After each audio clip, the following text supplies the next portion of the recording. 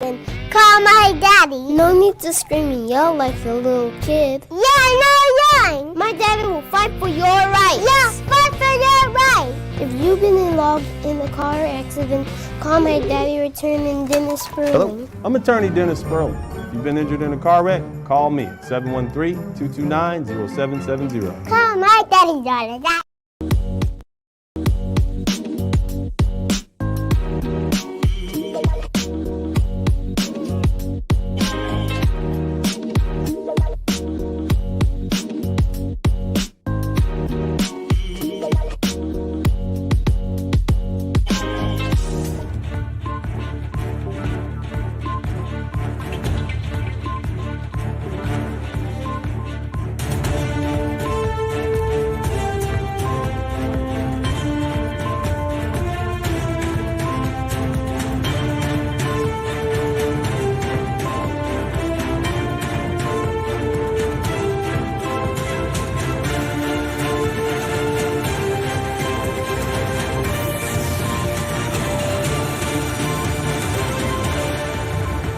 Thank you, everybody, for your contributions. I appreciate it. Let's keep it going. Donate to the Super Chat. Donate to the PayPal.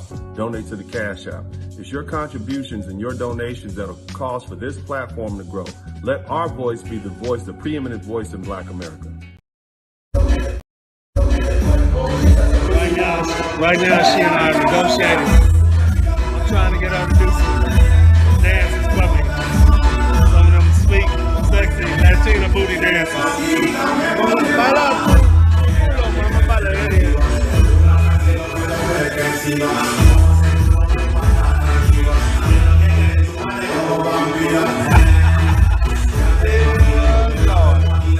That's what I'm talking about. Yep, that's it. Mi amor, ¿todo bien? Mira, ay, tú muy bonita. Oh, sí, yo veo tu cu... Ay, no, no quiero. Mami, yo estoy un poco borracho ahora. Un poco. Yo sé, papi. Sí, un poco. Pero no más vino tinto para mí, no más. Yo quiero más. Mi amigo... Todo, tú te lo bebiste Sí, todo, mira. Mi amigo dice, es vino tinto barato, tú necesitas otro tinto. Americano, muy difícil conmigo. ¿Por qué? Porque yo me gusta a mí. Yo me gusta, no problema. ¿Qué tú piensas? ¿Sí? Yo quiero. Mi amigo dice, ay, no, tú necesitas otro vino. Tú necesitas vino rico, sofisticado. Mi amigo es muy difícil, mi amor. Muy difícil. Ok, tú no tienes nada. No quiero nomás. Tú no dices nada a mi amigo. Ay, es tu amigo y era Mi amor. She said she want to take some photos in her new bikini.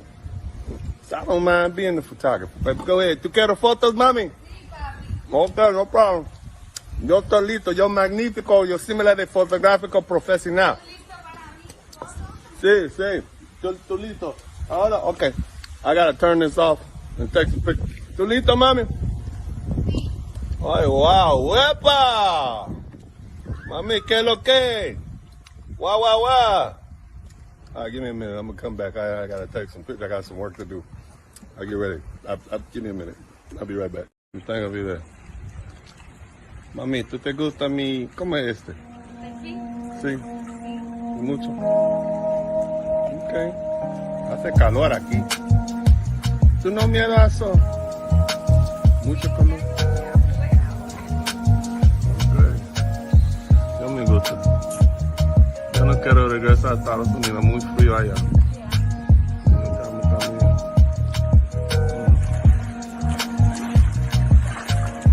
Quiero ir a Colombia conmigo. Muy frío, pero es muy bien para comprar ropa y otra cosa. Ay, mi amor, tu culo es muy grande. Ok, te quiero más fotos.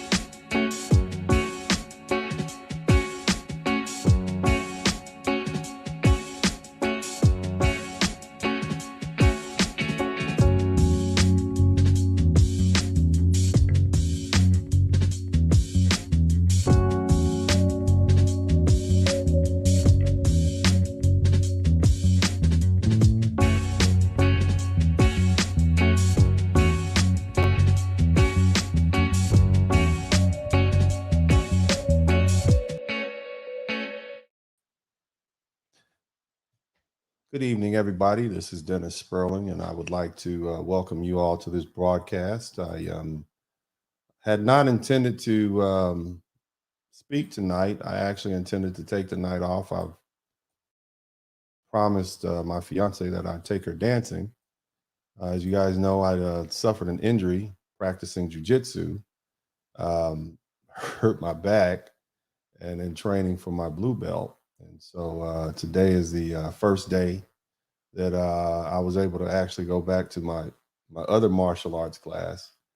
And so, I woke up this morning and went on about my business. And then at some point after my practice, I reviewed my email and I had learned from a very reliable source, a gentleman who refers to himself as Khalid Mustafa, that there were individuals, so-called leaders of the Black Manosphere, who were, as he says,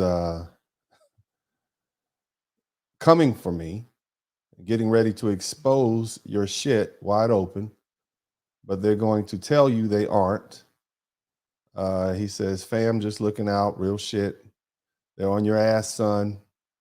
They said you're not a passport, nor have, and I'm assuming they mean passport bro. I'm not a passport bro and never have been. So, nevertheless, after giving it some thought and talking to my fiance and my family, what I've decided to do is take them up on their offer. And I am at this point informing those leaders that I will no longer refer to myself as a member of the Black Manosphere or the Manosphere. I appreciate, let me say it like this. I'd like to thank those who drafted me into the Manosphere a couple of years back for the time I've had to spend here, limited time. And the truth is, I never really had issues like a lot of you men have had. I've never had issues with women. During my divorce, I got everything, the house, the cars. I was able to see my children whenever I wanted to. I got a residency restriction. I got everything I wanted. So I didn't have that problem that many of you have. You complain about divorce, you complain about custody. As far as women, I've never had an issue with women. Those of you guys who know and those of you who read my books, I'm a tall, healthy, strong man, handsome. At least I used to be. And so I've had the occasion to date runway models, actresses, and all sorts of beautiful women that are out of the reach of many men. My children are strong and healthy, tall, handsome boys.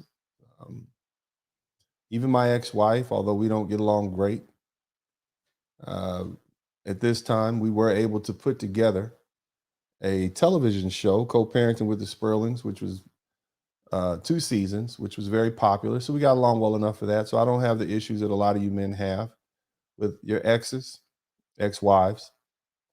And of course, I've been a practicing lawyer, and I still am, licensed in 4 states, licensed in the Supreme Court of the United States, licensed in the Fifth Circuit Court of Appeal and multiple other United States district courts. I have an active law practice.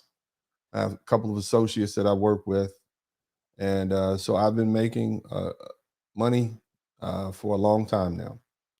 And so I'm at this point what most would consider successful, very successful. And for those of you guys who don't know, about 5 years ago, I began practicing environmental tort law. And one of those cases recently settled for about $40 million, more or less. So we'll see what happens with that. Nevertheless, I don't have those issues that a lot of you guys had. Nevertheless, I did see that there was a problem. In 2016, when I'd gone into just a hiatus moved to the Dominican Republic, I saw a lot of black men suffering. And I actually felt guilty. Sitting there in my house overlooking the ocean in Torre Alta, Dominican Republic, day in and day out, I began to think about the plight of black men here in the United States. I would listen to you guys, and at some point I decided to open up my Facebook page, and I would begin to quote you men, cut and paste, and put your words on my Facebook page. At that time, I had several thousand people listening to me. And so important people, judges, politicians. And so where they would not hear your voice, they would hear mine. And so that amplified your voice. And I began to listen, and I began to take in everything you were saying. Before that, I still had 4 years to reconcile and deal with my divorce. So I understood what many of you were dealing with. And so I began to empathize with you. So 4 years of that, and then I decided to come on over here to the Manosphere. Nobody invited me. Nobody suggested I should come. I just came on in. I had an old YouTube page like many of you guys. I opened it up, came on in. Now, again, I don't want to wait around for these folks to eject me. And I don't understand why, but I have read some of the notes, some of the emails that have been passed around. And according to the Manosphere official who contacted me, I help promote the gender war between black men and black women. I am an agent of chaos. And so I humbly apologize for bringing harm to the prestigious, pristine name of the Black Manosphere. Now, in my defense, and I'm not trying to walk back my apology, you're saying that I'm stroking the gender war. I would have to bring to light the fact that there is an organization or a group of women on this page, on this YouTube platform, advocating the abortion of black male baby boys. They are laughing at the deaths of black men when they die at the hands of police. There is a 30% paternity fraud that exists in the United States. There is a high divorce rate, not among just blacks, but all Western women, 70% of which are initiated by the women and by the wives. Nevertheless, I regret that I've been labeled and blamed as an agent of chaos.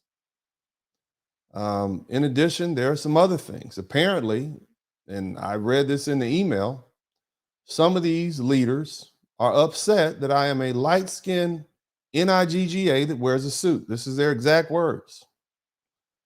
And, you know, and they're upset that I want men to marry women and have kids instead of, you know, ejaculating and pumping and dumping for the rest of their lives.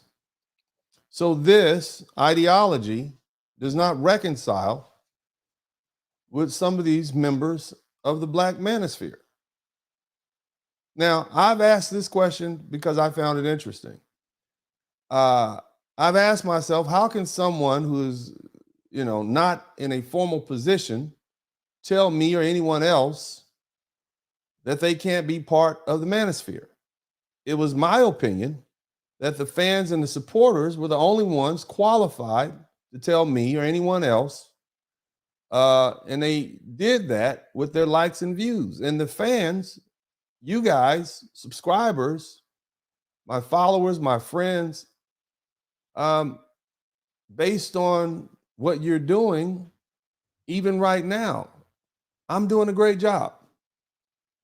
And that's why you guys visit with me for 5 nights a week. That's why you guys came and hung out with me for the past 2.5 years. And I appreciate that. Nevertheless, I don't want to cause disruption here amongst the Black manosphere and the manosphere at large. So in lieu of a long drawn out battle royal, I resigned from my position that I was drafted into in the Black manosphere, effective immediately. Nevertheless, to my dear subscribers, although I have apparently been removed from the Black manosphere, I will continue being an advocate for Black men and Black boys. A role which I took up in 2016 when I opened my Facebook page to allow Black men to speak openly. So I will not walk away from those duties.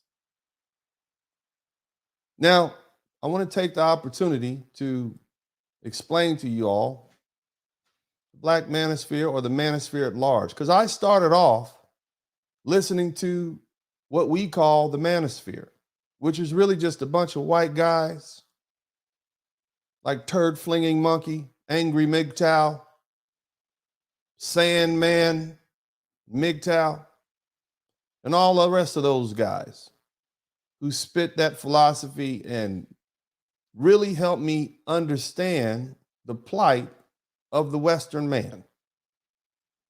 Something that I had been witness to, but never actually experienced for myself. And I became compelled.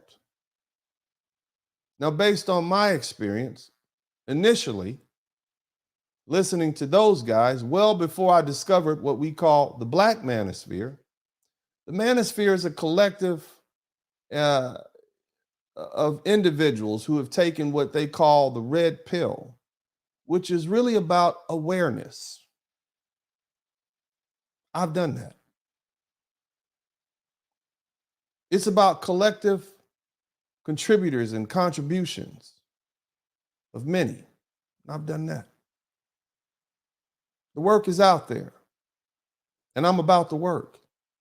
And the work is helping other men, and I've done that.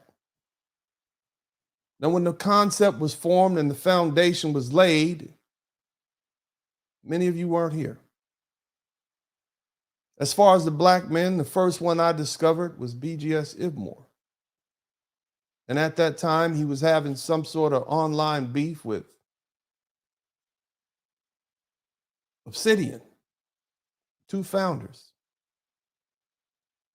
two people that I listen to even today, I enjoy tremendously. But from its founding, the Black manosphere, which is a subsect of the manosphere, arose from an organization or a movement called Black Men Vent. From there, it gave rise to Ibmore, which is Introspective Black Men of Reform. And then it was Ibmore that split from MGTOW, MGTOW. See, the Black manosphere is a concept that many are trying to capitalize on. But before Kevin Samuels, there were so many that came before him. So shout out to those real OGs. The Black manosphere, as I thought, is about growth and the ability to admit when we men were wrong. The Black manosphere, MGTOW, Red Pill, SYSBM, it's a mindset. It's a philosophy. And it was my understanding that there were no leaders. There was no committee to answer to. And I think that's what makes us dangerous to the public. That's what makes us dangerous to the status quo, because there's no one to kill. There's no one to take down. We're all free men. That's what I envisioned. It's an ideology. That's the manosphere. And the truth is, there's no money in promoting those ideas. At least it wasn't. Unfortunately, there are so many in the manosphere right now. They're not doing it for free. They're not doing it because they got money already. And they're doing it out of love like myself. They're doing it because They need this manosphere content to sell because they live off of it. They're not doing it for free. They're not doing it because they've already made it. They want to spread the wisdom and the love. They're doing it for the money. I don't do it for the money. I'm blessed. And so because of that, I can give you gentlemen the same advice that I give my own sons. And I give it to you the same way when necessary. Nevertheless, I apologize for offending the Black Manosphere principles. I accept your decision, and I am, at this point, no longer a member of the Black Manosphere or the Manosphere, largely because I do not subscribe to that ideology. I know it's a community, and politically speaking, we're independents, we're Republicans, we're conservatives, we're Green Party, we're working class men that want better for ourselves and our communities and our family and our people and our nations. Now, at some point, these things are going to have to function independently as a movement. My hope was that the Manosphere would gain perspective and have all sides present at the table, and we could become well-rounded. My only hope for you men, and this goes out to all men of all races and all colors, I want you to be happily married. I want you to be happily married to fit, feminine, cooperative, supportive women, even if that means marrying women overseas. I do not want you to be lifelong bachelors. I do not want you to be left only to pump and dump, left for sex dolls or jacking off for the rest of your life. That is inappropriate. I want you to have a real legacy. And so because of that, my ideology does not align with the Black Manosphere. And so they are right. They are right for asking me or telling me to leave.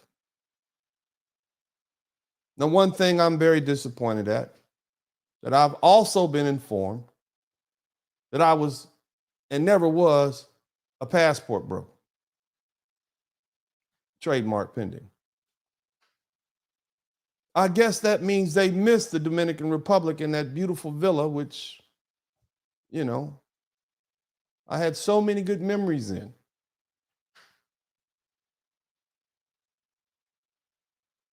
In my opinion, it was the red pill that came along and gave an end game, or should I say the passport bros gave an end game to the red game, to the red pill. It was a solution. You don't like Western women?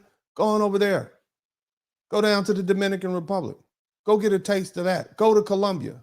Try Thailand. Try Vietnam. I knew, if nothing else, I was at least a passport bro. But according to the Black Manosphere, I am no longer a passport bro, which I find disappointing. Now, I never asked to join the Black Manosphere or the Manosphere. My time on social media began on Facebook and Instagram.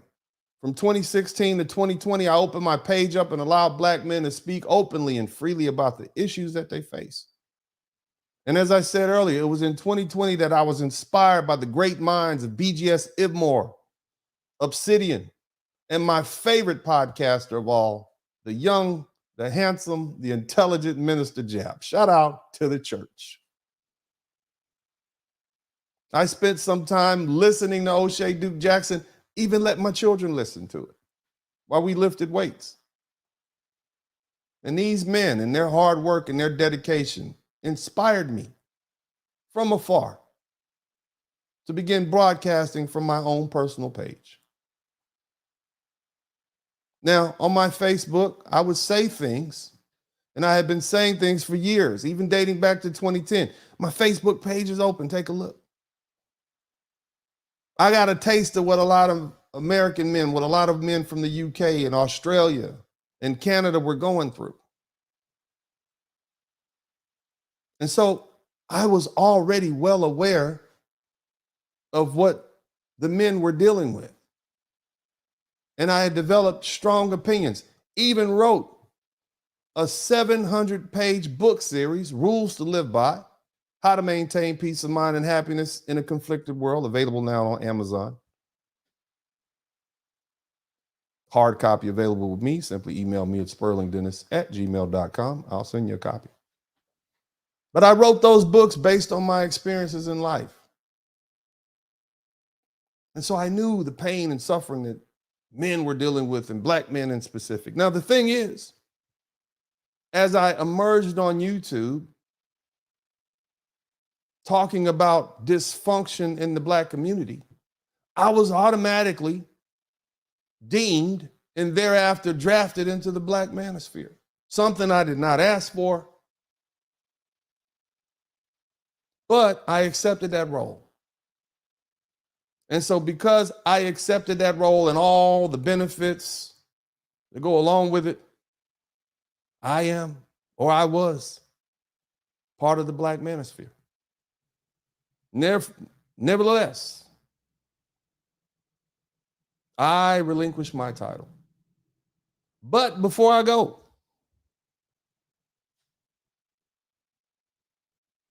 I want to ask you a question.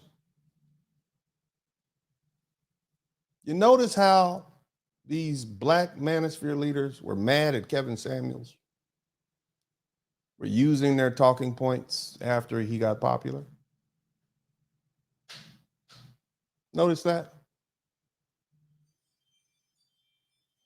And now these same black manosphere leaders are removing me for not using their talking points, having now become a little bit more prominent. Y'all notice that?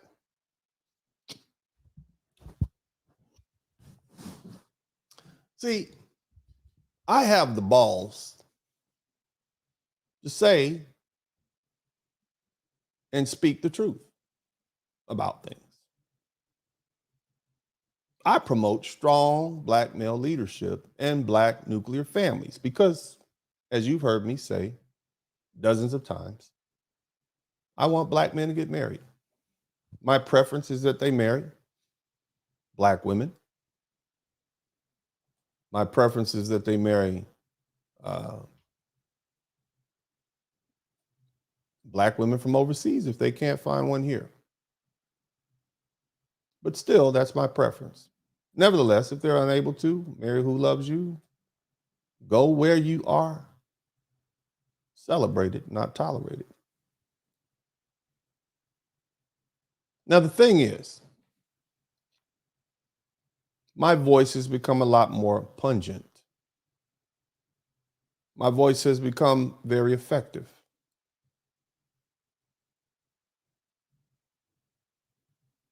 And the thing about black men, there's often very much jealous feelings amongst black men. Now, I'm not knocking anyone in particular. But you will find that our brothers oftentimes make enemies no matter where they go. And this is why the brotherhood is weak. Instead of establishing connections, we create enemies and outcasts and outlaws. Say what you will about Black American women, but their ability to stick together in a tribal fashion is unmatched. Black men, on the other hand, it's always some kind of competition or fighting or quibbling, one-upsmanship. That's always going on. And it's so disheartening to watch. And one of the reasons I mostly stick to myself, and I don't consider myself and did not consider myself part of the Black manosphere, even though I was drafted into it. I'm very careful about the information that I talk to you about. I don't give dating advice. I specifically tell you that I don't give dating advice. The reason? Not because I'm not good at it, but because my perspective and your perspective is not big. If you guys were 6'5", had hundreds of thousands of dollars at your disposal, handsome, tall, strong, it would be easy for you to get women. And that's how my life has been. So why would I give you dating advice that's just not going to work for you? Instead, I give you realistic advice that will. If you can't find a woman here that treats you well with respect, go overseas. Because that works for you. Now,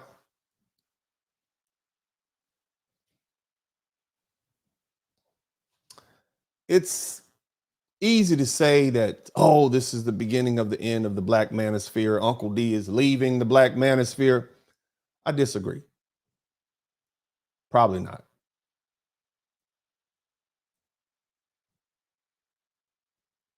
The truth is there's no leadership. There are no leaders of the Black manosphere. You just have some men who have louder voices than others, which resonate with the YouTube community. And some men become envious of that. So because of that, these conflicts break out like every year. People then say, oh, the Black manosphere is doomed. But what ends up happening is it just gets bigger. So when I see these clashes, having never been involved in one before, I recognize these as just clashes of ideas and ideology, and I see it as merely growing pains. Now, again, the Black manosphere will continue to grow. And in fact, it is going to become enormous. Matter of fact, we are already at the point where the Black manosphere is driving popular culture, and soon it will be driving the politics of this country and most Western countries. As I said, the Black manosphere and the manosphere specifically will get bigger with one caveat. See, the manosphere has been impregnated. And more likely than not, your new leader will be just pearly things. Why? Because she is the most popular and she is speaking the talking points. Just like Kevin Samuels. You didn't like him either? It doesn't matter. He was deemed your leader. What you know now to be the Black manosphere, it'll be there in spirit. You'll still have the same people, but the loudest voices will be coming from those recent additions mentioned earlier. And what that's going to do is force you all to look around and say, do we have anyone strong enough to push back? More likely than not, you won't. Nevertheless, I want you men to be stronger. And so as my parting gift to you all, what I'm going to do is go about the business of helping you become stronger. How will I go about doing that? Well, let's do this. Let's go ahead and pull up the email that I received today. This is the email that I received from the young man who put me on notice, and I'm very appreciative.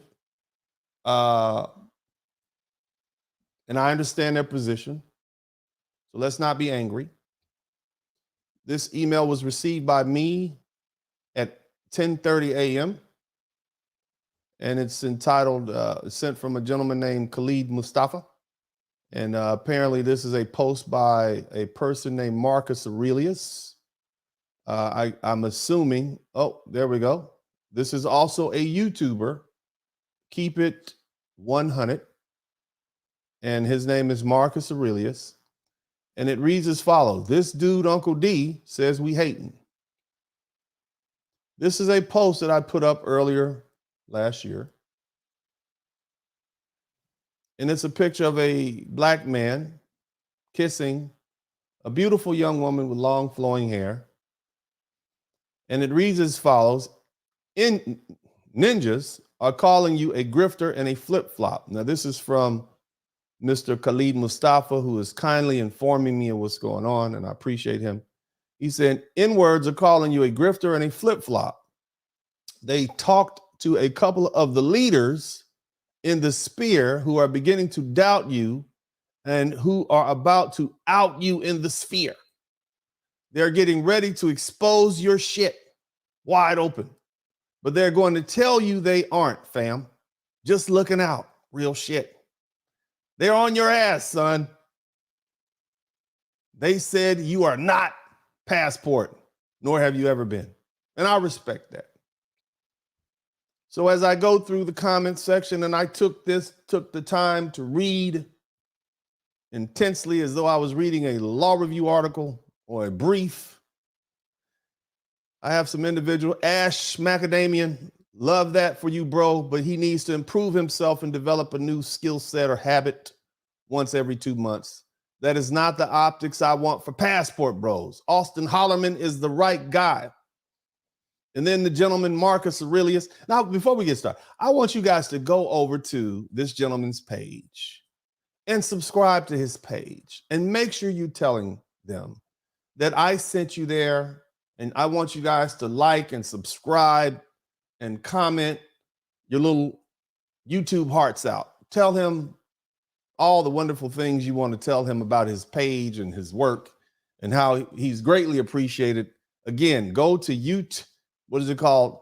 Keep It 100. I believe this is his at Keep It. His name is Marcus Aurelius. Go on over there. Show him some love. Okay. I'm serious about that. Okay. Because he's going to be your new leader. He's going to be your spokesperson. He's going to be your advocate in the Black manosphere. What's his response? Dennis flip-flops every month. That's what he says. Every month I flip-flop. Okay. This is part of being a lawyer. This is Ash Macadamian who's trying to put up a defense for me. Thank you so much, sir. That is part of being a lawyer, winning at all costs. Ain't that, and then Marcus Aurelius coming. Ain't how that works, bruh. He needs solid arguments. 1 week you're anti-marriage, says Marcus Aurelius. Next week you're pro-marriage. That's not lawyer tactics. That's snake oil salesman shit. Then Michael Gomez chimes in at Ash Macadamian. Totally agree that Austin needs to be the face of Passport Bros. If y'all care about the perception of the ideology, then the face needs to be someone that appears like he could get chicks in America. It's kind of like swapping out a Claudette Colvin for Rosa Parks. Good reference, good reference. These are intelligent men. Marcus Aurelius then says, these dudes prefer aesthetically challenged men they can empathize with. And then Marcus Aurelius puts this up on January 12th at 7:24 p.m. Uncle D trying to set a standard that can look, that you can look like shit as long as you provide red pills, though, fellas. So let's analyze this from the good man Marcus Aurelius. Let's analyze, also known as Keep It 100. So here's the thing. First of all, you have to understand when you become the big bad wolf, usually someone's going to come for you. And it's the ultimate confirmation that you're doing what you're supposed to do. I have embraced being the bad guy. I am the Blizzard King. Now, here's the thing I want you guys to understand, and I want you to take your time and let's roll through this, because this is going to be a lesson, because I always try to give you guys lessons, because that's good, right?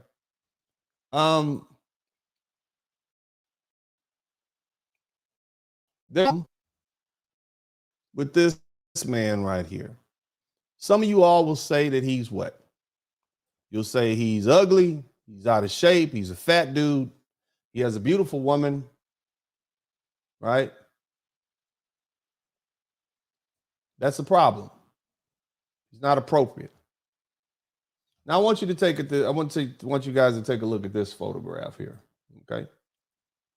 Let's go on over here. Take a gander at something else.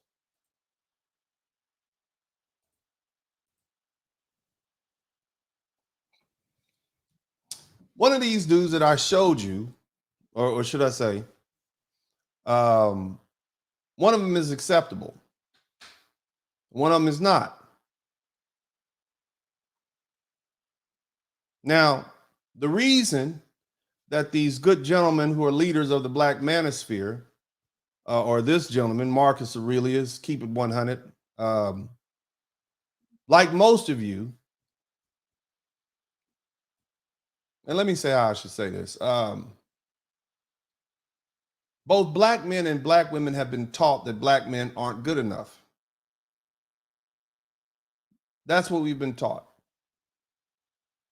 And it's not really about how you look, it's your social status. That's why you can find this white gentleman who is just as fat and ugly as that other brother with this beautiful woman. You find this image successful. You find that okay. It's the same reason that the Black cops who beat the bejesus out of Tyree Nichols would not have done that to a white man, because they understand that that white man has a higher social status, and there will be outrage, and they could be absolutely certain that there would be punishment. See, I come from the perspective of as follows. Until we as Black men rise, until our collective status rises, I am no better than the least among you. It's the reason we say things like, no matter how rich you are in this country, you're still an NIGGA. I recognize that. The Honorable Minister Louis Farrakhan told us that. Marcus Garvey, Malcolm X, they have all told us the same thing. These are lessons that I learned. Until the least among us rises, we're all in the same boat. That's why a Black man with a suit on gets pulled over and harassed and followed around and treated as though he's a thug with his pants sagging. That's why they hosed all those people down on that bridge in Alabama so many years ago, even though they were in their Sunday best. So what kind of advocate for Black men would I be if I said I'm just going to advocate and be a person who stands up for the elite among us? If you cannot stand up for the weakest amongst you, then you don't need to be standing up for anybody. No, that's not the type of man I am. I look for the difficult task. I look to defend the weakest sheep in the flock. Those of you guys who've read my books, there was a story when I was a kindergarten, 5 years old, living in Houston, Texas with my adopted father, who I didn't know was my adopted father, but really was just a strange man to me. I had been lied to my whole life about who my father was. And when I found out, it created many issues. Nevertheless, there was a young Asian boy. His name was Fong. His parents owned a Chinese restaurant and a laundromat on Westheimer Boulevard. This is back in 1980, 43 years ago. Well, remember at that time, there was a lot of people who had just come over from Vietnam. There was a lot of Hmong people who had just come over. And the racial climate was a lot different. And there was a lot of racism directed towards Asian people, Asian Americans, or recent Asian immigrants.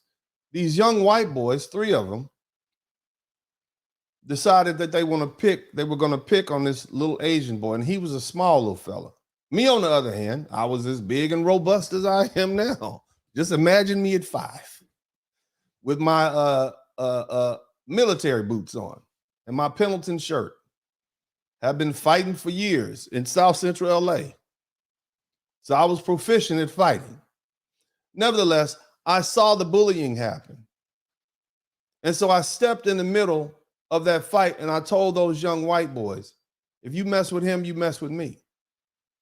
Nobody told me to do it. I did it because it was the right thing to do. So You're trying to ask someone who has made it a business in his life to protect those who are picked on. You're trying to get me to back down because you don't want this to be the face of black men traveling around the world. But yet you sane people have no problem with that. So my question is, who is wrong in this situation? Who is wrong in this situation? I hate bullies. I've always hated bullies. I hated bullies on the football field. I hate bullies in courtrooms. And when I find a bully, I make examples out of bullies. Many of y'all have seen me do it here. It's to the point now, some of the people who started off as bullies refer to me as the bully because I give them what they get. Now, to my young brother, Austin Holloman, some of you suggest that young Austin Holloman should be the face of Passport Bros. Definitely not that brother that y'all found aesthetically unappealing. I don't know why y'all are judging. Anyway, yes. You want this young man to be the face of Passport Bros. Austin is having a great time over in Thailand. He is enjoying himself with this beautiful woman. He is making videos. He had some issues in Brazil. He got himself out of there. I'm happy. I'm happy for him.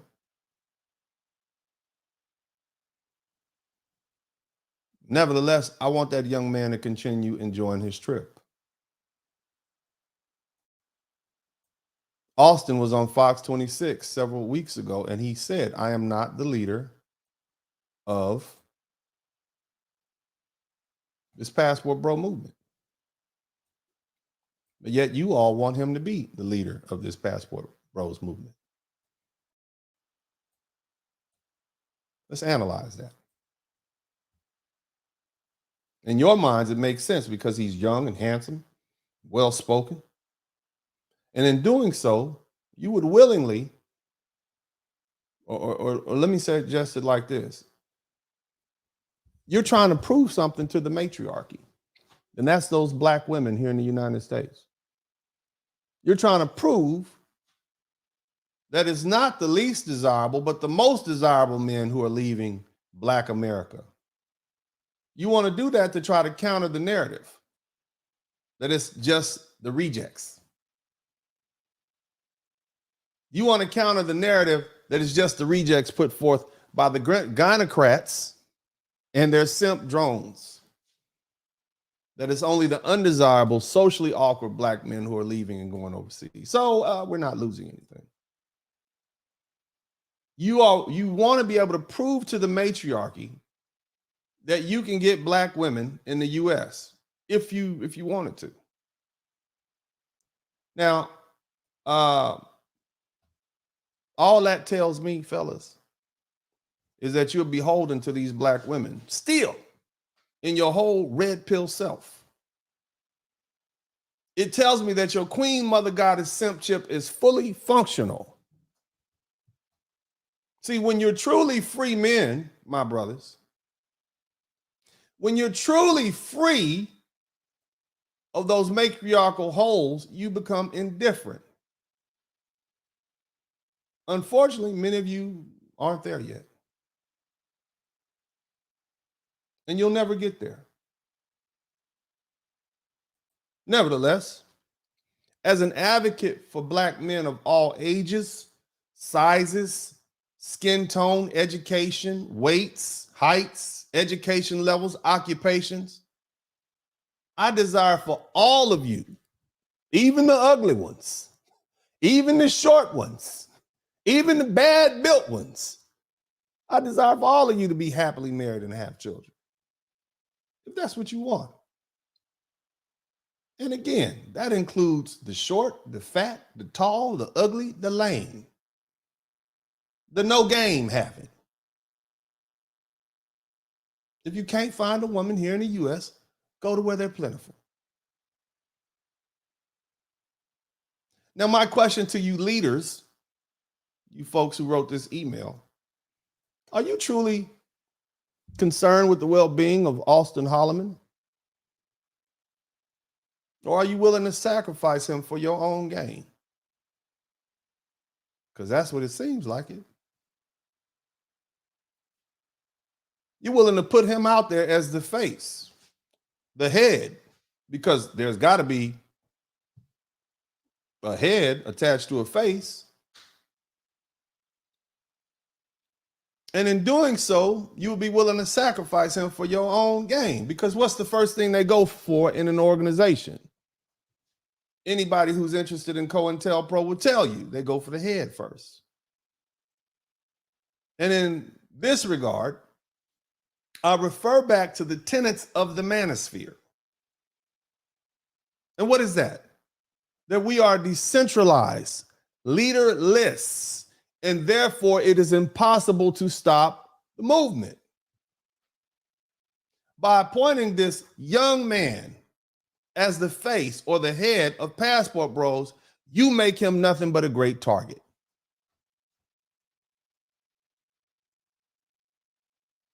Now, let me suggest to you all this. And they might not like what I'm going to say, but I'm going to say it anyway. Mr. Marcus Aurelius, I have relinquished my title. I am no longer part of the Black manosphere. I am no longer part of the manosphere. I invite you and anyone else to come and fill my spot. As I say to you guys all the time, the world belongs to whoever is strong enough to take it and hold on to it. In this regard, you have to be stronger and smarter and better and more prepared than your enemy. In doing so, you will have to know your enemy. Now, Mr. Marcus Aurelius, for those of you guys who read my books, has presented himself as my enemy. Why? Because I have categories for people, and those of you guys who've read my books understand the categories. You have friends, you have people you don't know, and then you have enemies. There's no other category. And you have family, which can be enemies or friends. Shout out to everybody who purchased Rules to Live By, How to Maintain Peace of Mind and Happiness in a Conflicted World, all 3 volumes. He falls into the category from a person I did not know to a person who is my enemy. And for those of you guys who want the backstory, apparently this young man, Marcus Aurelius, who has a YouTube page and a Facebook page, I think the young man actually followed me for several years. So he knows that I've been on Facebook for years. Mr. Keep It 100. But nevertheless, this young man is apparently angry because sometime last year or the year before, he came onto my platform and I wouldn't allow him to speak as long as he wanted to speak. And so he came and he took offense to that. And, perhaps that is a valid defense. You're entitled to make enemies. I invite my enemies to be moved by whatever they're moved by. But nevertheless, here's the problem. In his January 24th post, or his January 24th email or post, or whatever this is, he states the following. So basically, I wrote this. In 2015, my baby mom said my father, an attorney, advised her to run away with my son to avoid paternity suit. I filed to get custody. We fell out. Hadn't spoke since then. He died suddenly in November 2021. In March 2022, she admitted she lied to him. This is a true story. For those of you guys who read my book, you understand the backstory behind this.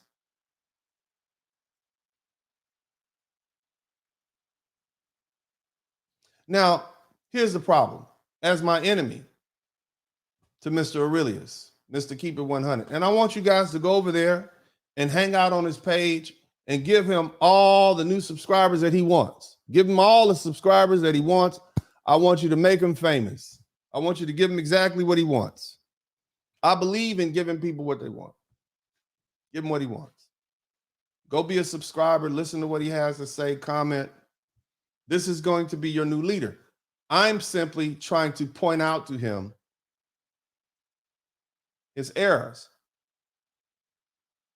So basically, you believe your ex-wife's word over your father's, and you throw the word simp around liberally. The irony that the same woman who separated you from your son separated your dad from his. So here's the problem with this. Sun Tzu teaches us that if you want to beat your enemy 9 times or 10 times out of 10, you have to prepare, know the land, know the ground, know your enemy. By doing so, you ensure your win.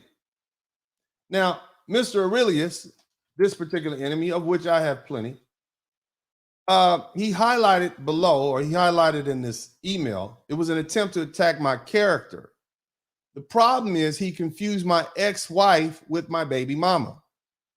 Now, this is an unacceptable mistake considering I have a television show entitled Co-Parenting with the Sperlings that you can Google, which is free for viewing on Tubi and readily accessible to the public. A television show which aired for 2 seasons and highlights my relationship with my ex-wife and our 2 sons together.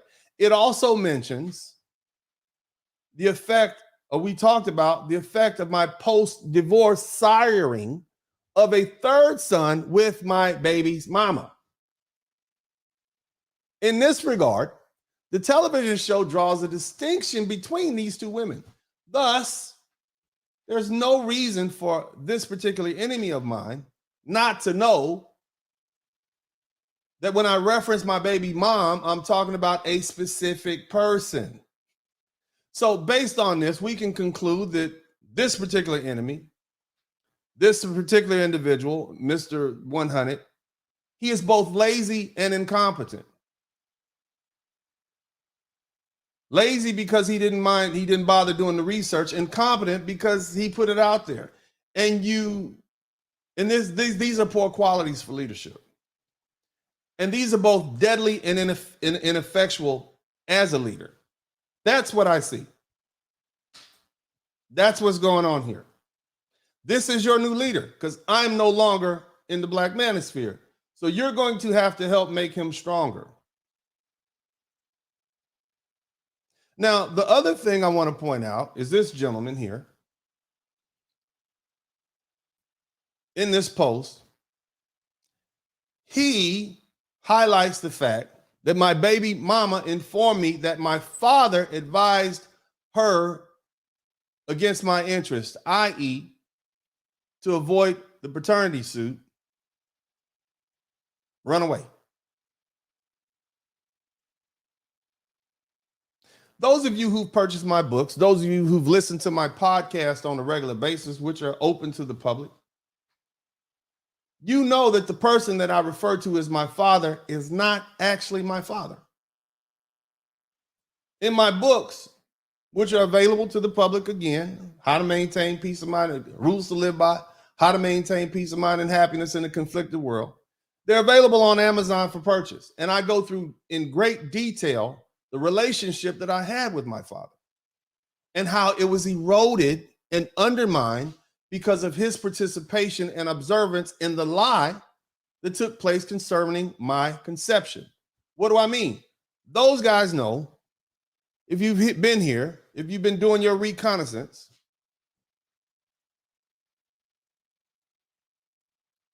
I told you that my mother and this gentleman who I'm named after, who we'll refer to as my adopted father, lied to me about who my real father was. for many years, all the way up until I actually discovered my real father at 39. They lied to me. I explain in my books, and I've explained to you here on my podcast, which are free to the public, in detail, that lie caused me not to trust him. And although we reconciled after I found my real father and forced the truth to the light of day, my relationship with this man that I'm named after was tarnished. And on top of that, it became adversarial. Now, a thoughtful enemy, an enemy who's able to put himself into the mind of his adversary, would recognize that my choice between believing a known liar, a man who had helped conceal my true paternity roots, and someone who had no reason to lie, per se, was understandable, an understandable choice. And therefore, using that to question my reasoning and my rationale, it was just a poor choice. There's better targets out there to bring into question my decision-making ability. And what this enemy does, again, is prove that he is incompetent and lazy, i.e. Marcus Aurelius, i.e. Mr. Keep It 100. Now, I'm going to tell you this. I tell my sons this, so I'm going to tell you all this. I look forward to the day when they dethrone me. I look forward to the day when my sons push me aside and say, Daddy, we got this.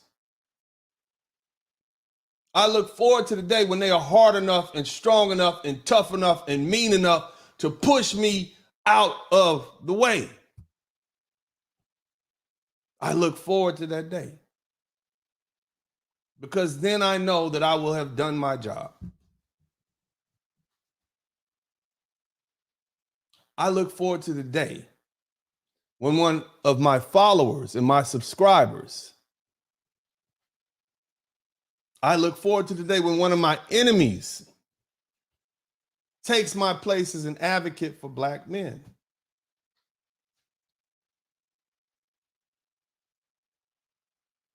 But today is not that day. Mr. Aurelius is incompetent. Mr. Aurelius is lazy.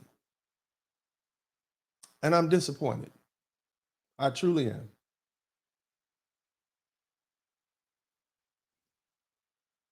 I'm looking forward to the day that one of you is strong enough to stand up to me, just like a father wants his sons to be strong. But in order to be a strong man, you got to pass through a strong man. And Mr. Aurelius has failed to do that. Now, again, I renounce my membership to the Black Manosphere. I will no longer be an advocate for the needs of the Black Manosphere. I'm not a member of the Black Manosphere, although I never actually joined the Black Manosphere. I think that my time here has gone past its due. I was hoping that there would be some who were strong enough to take my place, but I haven't seen that yet. And I've tried day in and day out. I've invited men to come to the page, and I have a lot of promising people here. Project 8020, Joe Martin, who I'd love to draft. He's strong. I like him. And so many others who are here. I think you all have promise, and I think your voices are necessary. There's so many, too many to name. Young men, young, strong men, vintage Negro. Again, I'll say Joe Martin again. Thank you so much. I appreciate his strength. He definitely knows how to handle a crowd. My man from Detroit, I cannot remember his name in Black, not Black Ninja. I forget his name.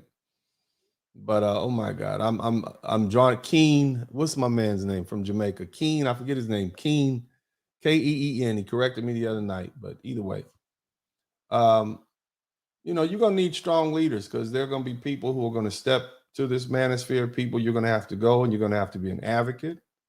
And you're gonna need people who are not lazy, and you're gonna need people who are not incompetent to speak up on behalf of you. Because when mistakes are made, the media and everyone else will use that against you. There are a lot of people eyeing the target, the Black manosphere. There are a lot of people eyeing the target, the manosphere. Kevin Samuels was a great, Kevin King Barracuda. Kevin Samuels was a great avatar. He was a great spokesperson. And he did well when the media light put on. He was polished. He was clean. Now, I'm not like him. I'm pretty rough. And I know how I could step on some toes. Nevertheless, I'm what you had. And I consider myself more of a coach in that I'm here to teach you how to be an advocate, teach you how to speak. And who better than a trial lawyer? Who better than someone who is not just a trial lawyer, but also a father and who actually loves you, who actually appreciates you and respects you, who wants to see you do better? That's me. And I came from a genuine place of love and appreciation, and I accepted my so-called membership into the Black manosphere, and I appreciated receiving the emails every year saying, hey, you're in the manosphere and you're one of the top people. I appreciated that in-house celebration. But if it's causing conflict, I don't want to be associated with it anymore. So I'm just going to, at this point, gracefully bow out. I certainly do appreciate you all. For my followers and subscribers, I'll be back. I will be back. We're going to continue on as usual. Some things may change. They may be subtle. They may be behind the scenes.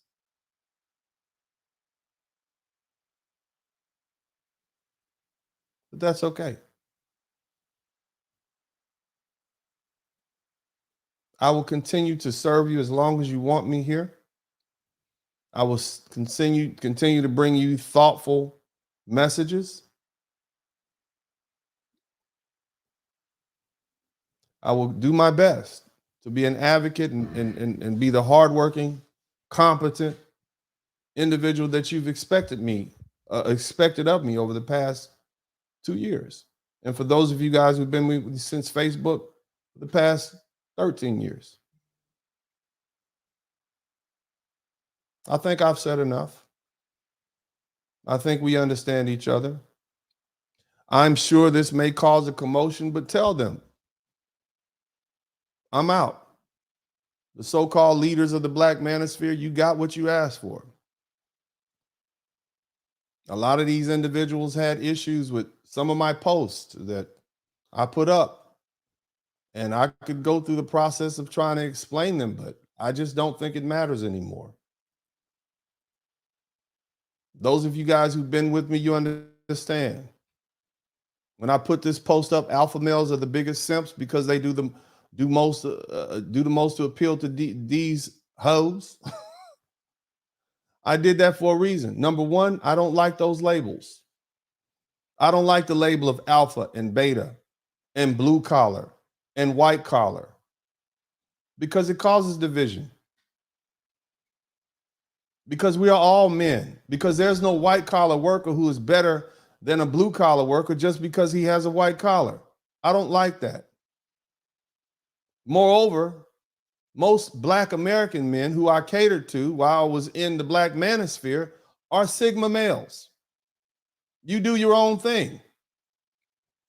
As an alpha male or a beta male, you're beholden to the matriarchy. One is there to build and maintain. The other one is there to impregnate. The other one is there to tell the other ones what to do. So I don't like those categories. I never did. And we're not wolves anyway. We're not mammals. We're human beings. And so to try to classify someone as an alpha male or a beta male is just a misnomer. We're complicated. You can be an alpha male in the gym and a beta male when it comes to income.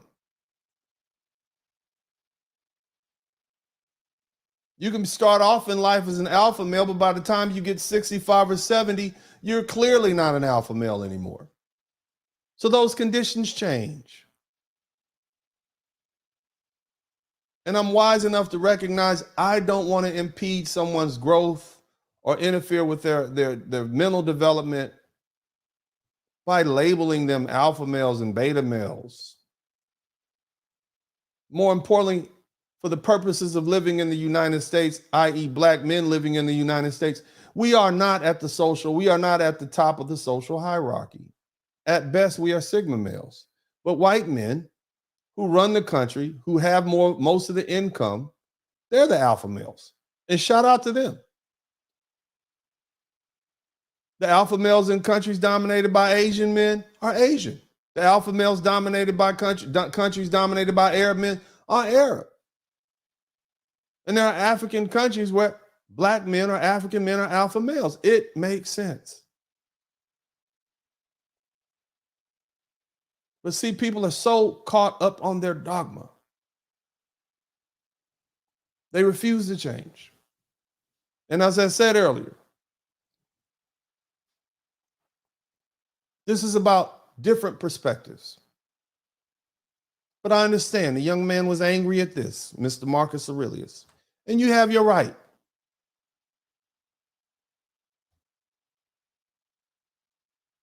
And so I apologize to you, Mr. Marcus Aurelius. My folks, make sure you go to his page and tell him I apologize.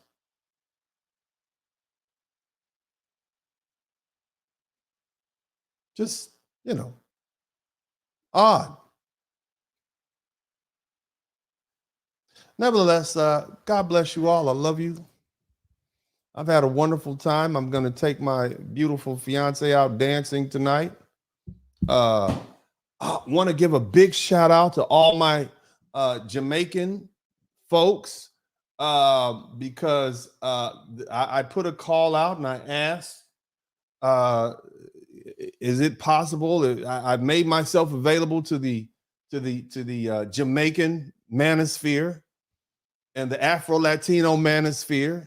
I also made myself available to the West Indian manosphere. And what else? And the Afro-Caribbean manosphere.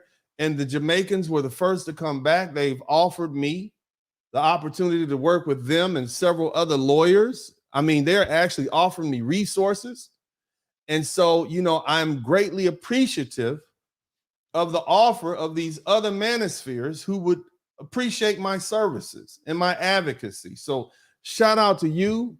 Thank you all so much. I'll take the time to deliberate over those offers. I am going to tell you honestly, or should I say big up to Yad Man. Thank you so much. Nevertheless, I certainly appreciate that. It's amazing, the overwhelming support that I receive from you all. And thank you. But I think more likely than not, I am going to, I'm going to try something different. Instead of just being isolated to the manosphere, I think I'm going to be more man-centric. Now, I'm always going to be an advocate for black men, but there are a lot of issues that black men face. And there are a lot of issues that black men and all men face that can be bundled together that we can change. And that in itself will be a bigger deal. That in itself will be more of an effect, and it'll be the type of legacy that I want to leave. So I'm going to think about it. But hey, thank you so much, Jamaican. You lifted me up in my time of need. When I was rejected and cast out by the black manosphere, you said, brother, come. So shout out to you. Shout out to Jamaican gold. The people's hearts are made of gold. Appreciate you. But either way, love you guys. God bless you. Again, I am serious. I am no longer affiliated with the black manosphere. So all you FBI agents and federal government who are trying to crack down on the manosphere, understand that I am not a part of the manosphere at all. I never was. I was drafted, and now I've been booted out of the manosphere, so y'all can go after them. I'm not affiliated with it.